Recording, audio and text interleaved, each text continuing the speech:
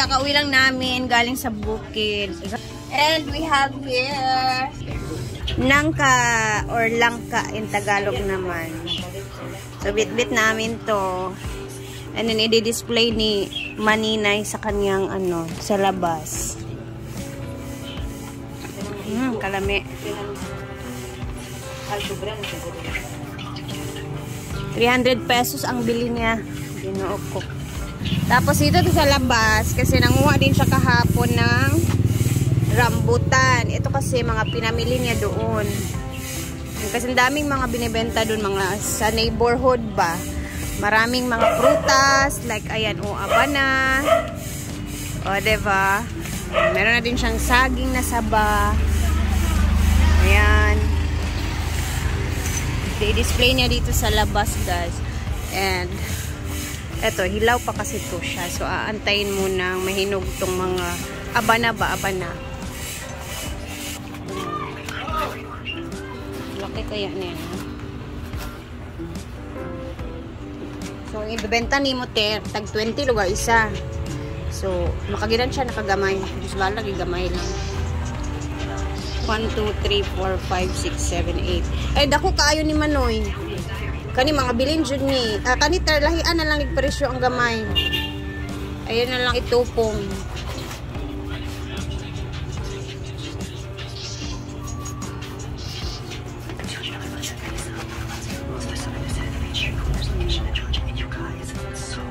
Hulot, unta ni. Manghinom. Pusto na ninim silupinta. Kaya hindi siya lang awan sa gawas. Ibalot sa silupin ba para hindi lang hawin pag i-display na niya dito sa labas. Bis na ako guys kasi punta muna tayo ng farm. Tayo ng langka.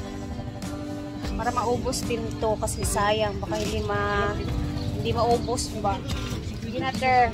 Basta pagdala lang. Oo. Pamili lang. Ako ra? Tara pamili. Oh.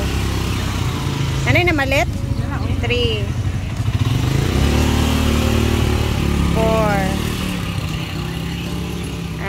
sakto na.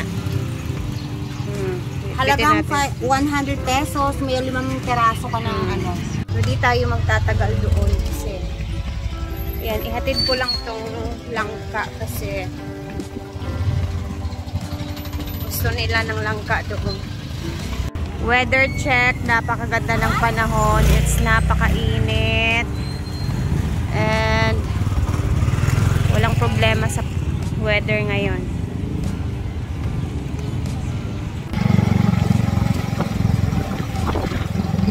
So dito muna ako kay Ate Charin. Saglit lang ya ha. Delivery. Hi. Delivery Ito mo na delivery oy. Pangatag? Yeah, hi bago delivery. Ito na pangatag na? Nangka ter. Waani ter. Hatagi si Auntie Sita, si Nanay. Ganyan ha? Oo. Okay, ngano, di ba wala mga tao sa farm? Ang manang diya ko na ihatag sa imo ha. Thanks. Kani dito dai ni. Balag duwara. Abi si Nanay. Yes. Sige na, bye-bye. Thank you. Sayang kasi baka hindi maubos doon. Taraya, dito ta sa unahan gamaya. Na tayo guys. Hatid ko lang tong nangka. Tapos, tingnan natin kung ano yung mga ginagawa ng mga tao dito. Diba kahapon hindi ako pumunta kasi nga meron kaming kunting banding-banding, salo-salo at reunion na din doon sa bukid. So, nakabitbit kami ng nangka, napakalaki. Wait lang, meron pala akong nabasa na parang may vulkan na naman na ngayon, active na naman na parang umuusok-usok na naman. So, mag-ingat tayong lahat kasi kinakabahan na naman ako talaga. Diyos ko Lord. Tingnan natin kung marami bang bisita ngayong araw. Kasi Sunday na Sunday ngayon eh. Let's go. So, weather check sa farm. Ayan, napakaliwalas. Napakaganda ng panahon. Yung agos ng tubig, hindi masyadong malakas. Konting lubog yung tubig, pero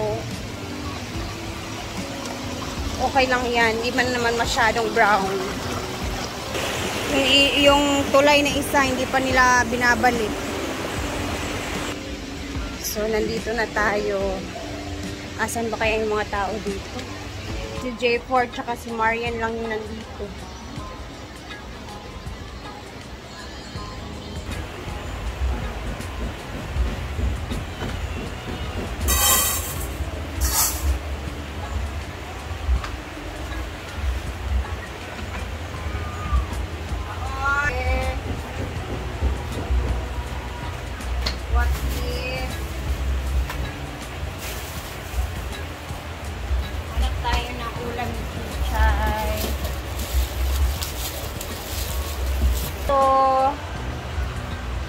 Mga aso. Andito naman si J4 guys. And si Maria. So, luto muna tayo ng ano ni Chuchay. Makulo lang tayo ng karne kay Chuchay. So guys, papakuluan lang natin yung kay Chuchay. So, dito muna tayo guys. At tingnan muna natin dito kung ano yung mga kaganapan dito kasi marami tayong bisita. Ayan, may mga bisita. Yes. May mga tao din dito sa function hall. Ay, may mga nagkakantahan. Yes, meron ding nagsuswimming sa pool. Sunday's best. Ba't nakasarado?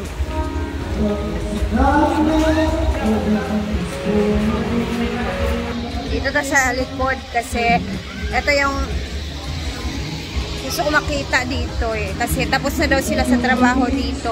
And then, di ko alam kung meron pa bang trabaho sa Monday bukas. Pero ito lang, linis na. Wow! Ayan, napakalinis. Okay. Dito tayo sa likod. Ayan, inayos na nila dito guys. Oh. Wala, yung kahoy dito pinutol pala ay. Pwede siyang daanan, no? May daanan din. Ayan.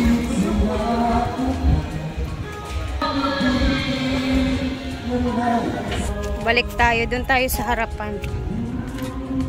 Isa lang yung entrance niya. Kumbaga, dito lang talaga yung wow! Wala, rinig na rinig talaga kung anong meron dyan sa stage area. So, nandito na din yung mga gamit, like mga carpet. At dito naman is wala pa silang ceiling dito. Mainit talaga pag polycarbonate yung ano muna sa bubong ba. So, ayun ang mga carpet. Andito na din yung mga gamit para sa mga decorations na mga bulaklak at iba pa. Itong room na to is para to sa mga ano talaga mga decorations na pwede nilang storage. And meron din siyang pintuan guys. Oh, napakaganda. And maliwala siya doon kasi nga wala pang ceiling. Dito naman sa kabila is meron na siyang ceiling. So, hindi na siya masyadong mainit kasi hindi siya direct sa sun. Kumbaga, medyo ngit-ngit dito na area. Kumbaga, dun sa kabila. O, kita nyo naman naka-ceiling. May ilaw na din. May electric fan. O, maganda dito kasi ito yung magiging dressing room. At iba pa, makeup area para sa event dito sa function hall. Ayan, may pa-switch na din sila. O, umaandar na yung ceiling fan.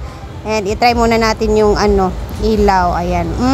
Na meron na palang ilaw. So, andito na lahat. Pwedeng-pwede na dito bihis. Pag merong mga event dito sa function hall, pwedeng-pwede.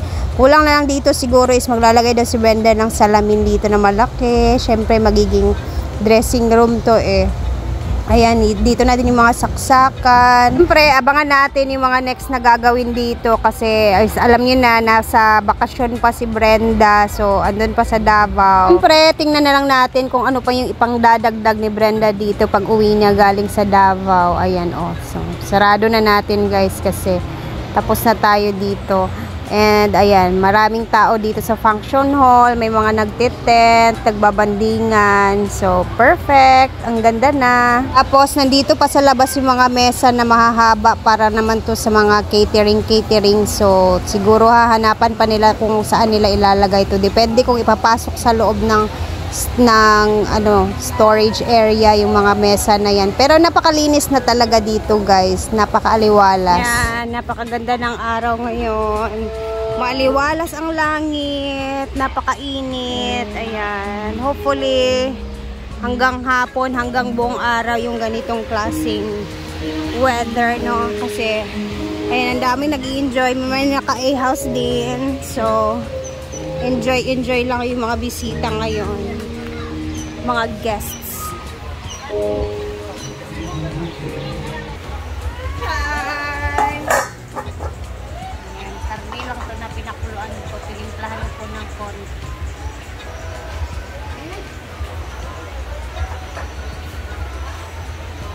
Kain na yan na, kain lang.